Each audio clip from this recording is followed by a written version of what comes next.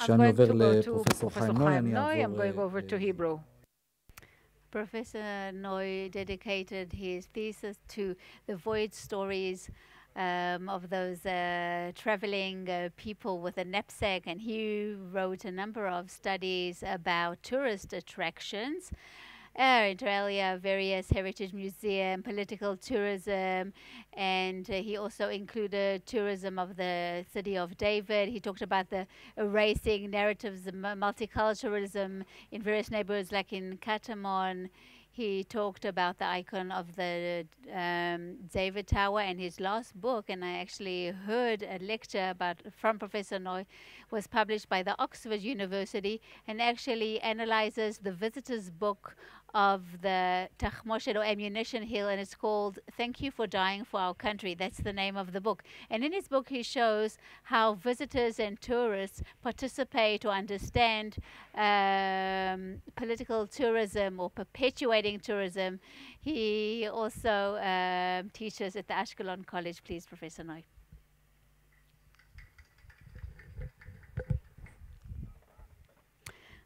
Thank you so much. This is a pleasure and a privilege to be here, and I'm very grateful for the invitation.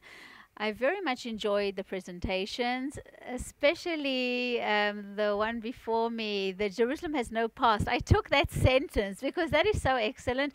The usage that was done in the past of Jerusalem just doesn't even leave the past, doesn't even let it enjoy the past. I think that is a beautiful perception of what past is.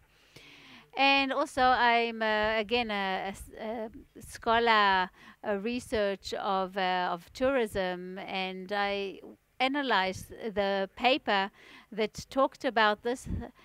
So, sacred tourism or holy tourism, there are a few terms that are used, but I think we're talking about tourism in the Holy Basin, holy tourism, or in holy sites, or in a religious or sacred context, and of course the sanctification of tourism, which is a way of saying that is the empowerment or strength that is given to tourism, meaning tourism is a very strong component. And what I will be trying to do in this presentation is to promote this idea and to say to what extent I think tourism is and how crucial it is. And that is the hat that I'm wearing now and the one that I had in the steering committee. Let's start with a quote from Nir Barakat. Tourism diminishes conflict the minute there is economic growth, resources grow, and opportunities develop.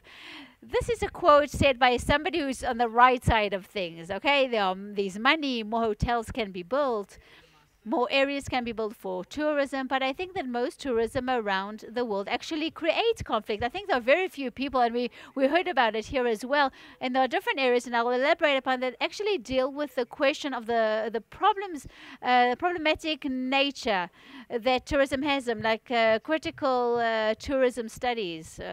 It is a very interesting area. So let me begin with an introduction as follows. I call it tourism studies. This is an academic area.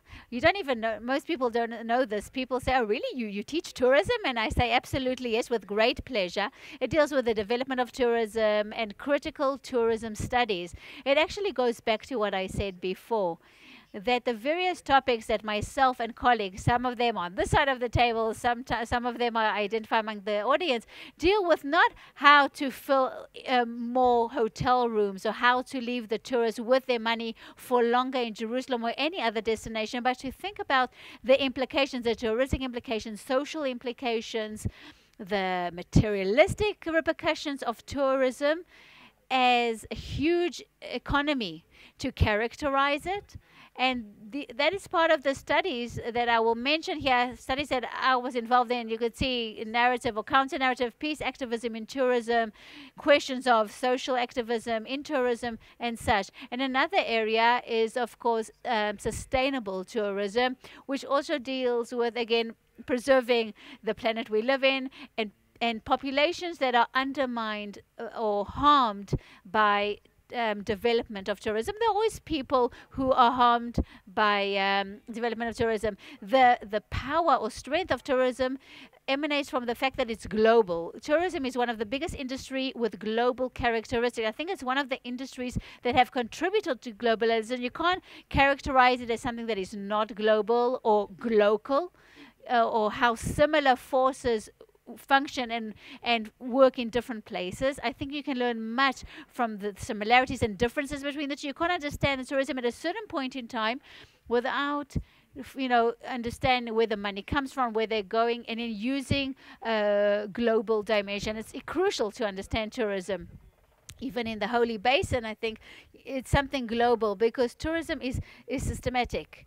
It's like an octopus, if I were to compare it to an animal. It's systemic, and you can mention all these things, and they're all related to tourism, from various entertainment parks and whatever it may be, holy sites, and these heritage tourism, and crusaders or pilgrims, hotels, travel agencies, tour guides, and performances, airports, history, modern, post-colonial archaeology.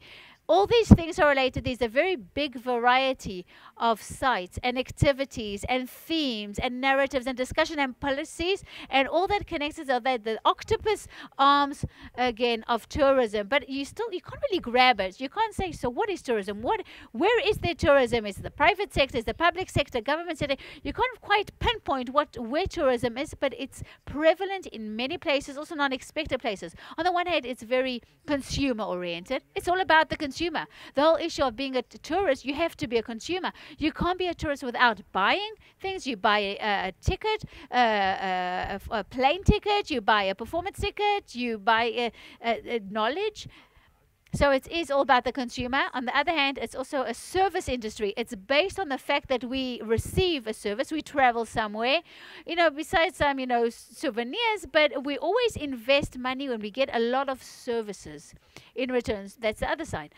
Again, there's nothing like tourism, then again, turning certain spaces into materialistic spaces and metamorphosing them into something materialistic. And Eric Cohen about the beach, and he actually showed how they wanted to build a hotel in Asia on the beach.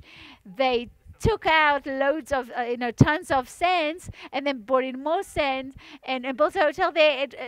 Things like that happen the whole time. So the fact that it's global, systemic, it's consumer oriented and deals with experience, tourism moves a lot of concrete. It uproots, it builds, it digs. It's what we're talking about. It's always spatial, and it always takes place, and it creates things, and it gives significance to sites.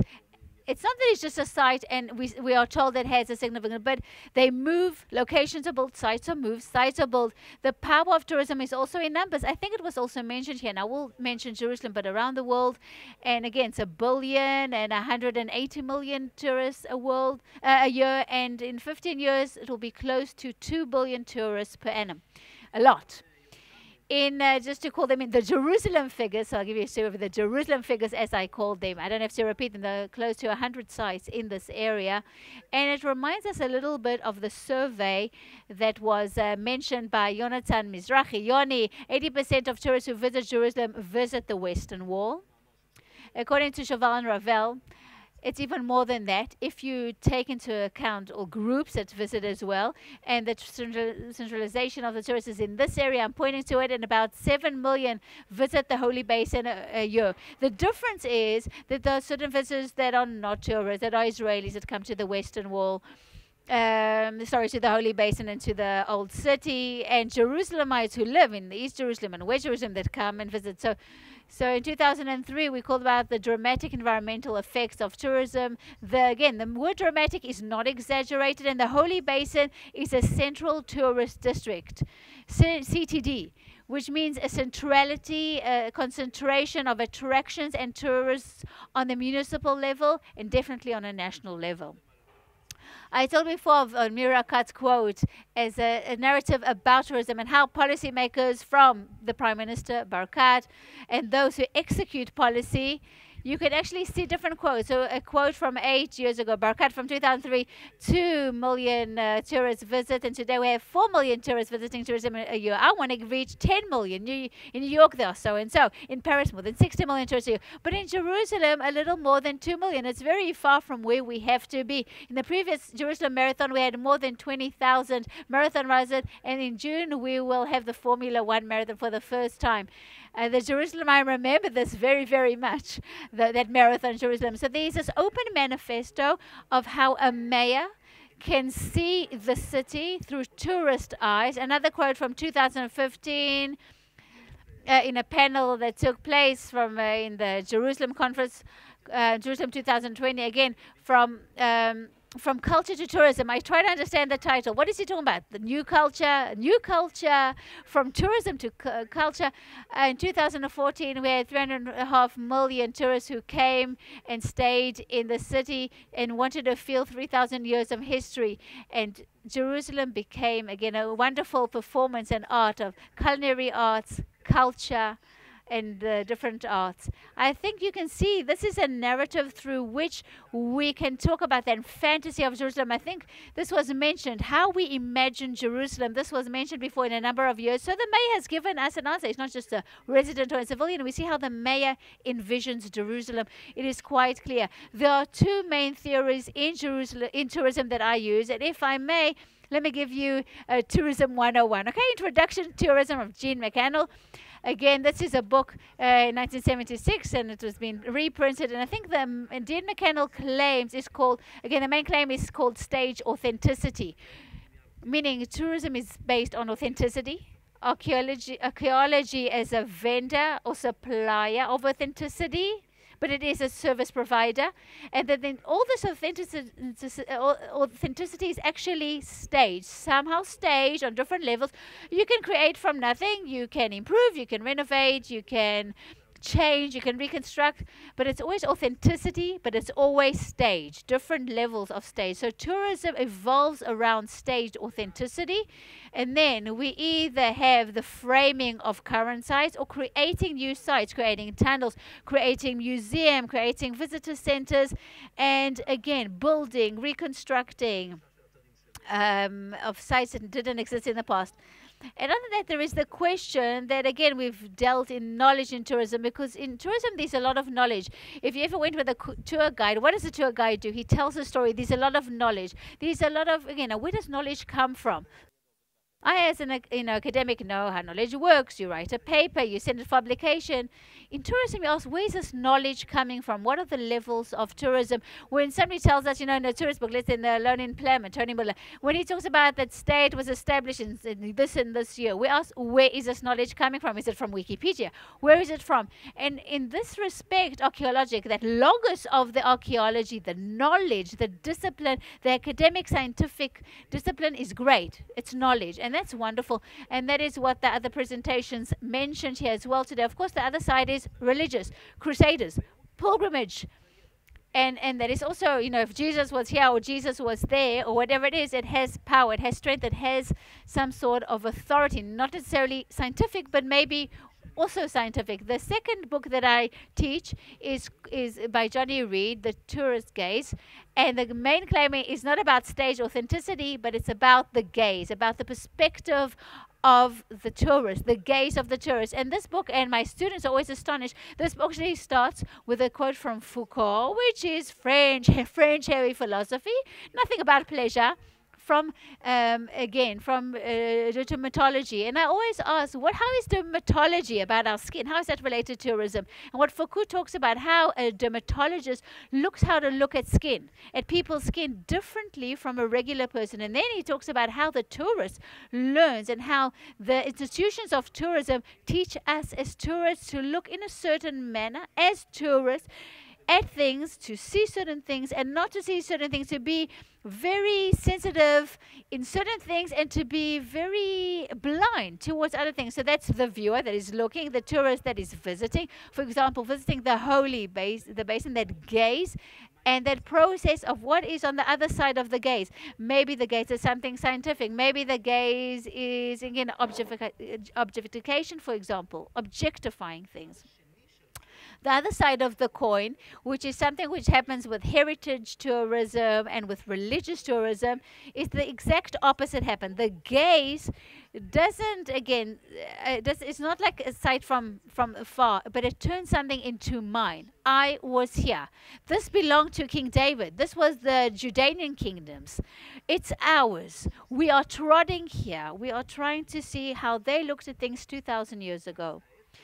So quite contrary to that other gaze, that objectifies things, as science does, this type of tourism is a connection, it's affiliation, it's heritage tourism. It turns it into mine. And this is when I did ethnography from the city of David.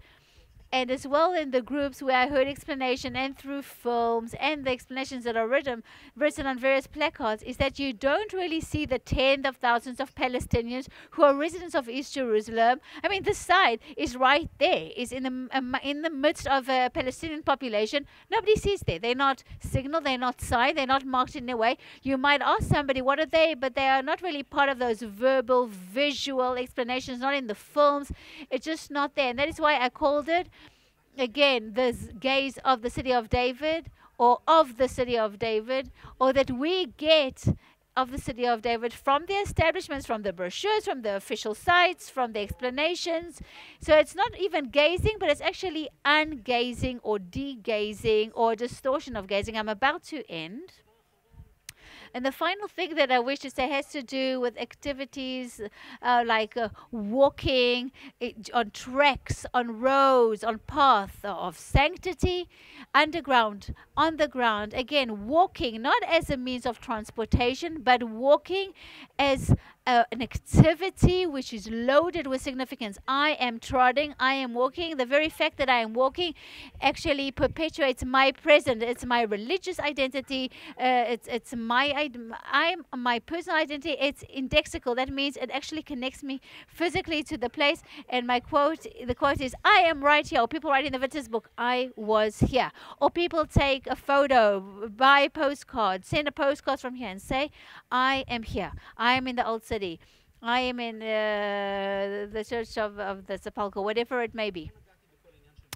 I didn't touch on everything, the visitor centers in different sites. I have a lot to say about knowledge and strength and force.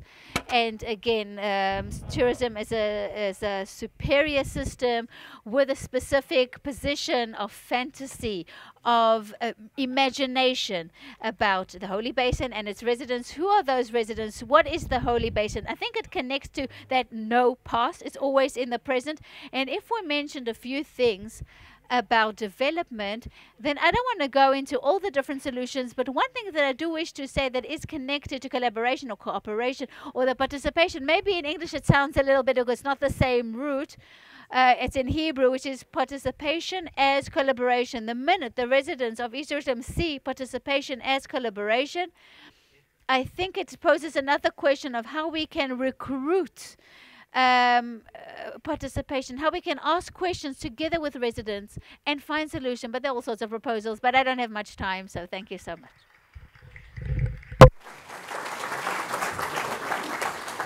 Thank you, Professor Noy, who has mentioned several times the present mayor of Jerusalem. There's a little quibble about the right way of saying this in Hebrew. What is interesting, perhaps Professor Noy can speak about that later, Jerusalem as of 1965, had only 4 mayors. There was Teddy Kollek, and then Ehud Olmert, and then Uri Lopolyansky, and now Nir Barkat. And it's interesting whether you can see a certain continuity in their approach to tourism or not, especially in the tenure of the present mayor, Nir Barkat, who in fact, they say that he relates more to Eastern Jerusalem in order to preserve it united, whether in inverted commas or not. So it would be interesting to know whether tourism has something to contribute to that.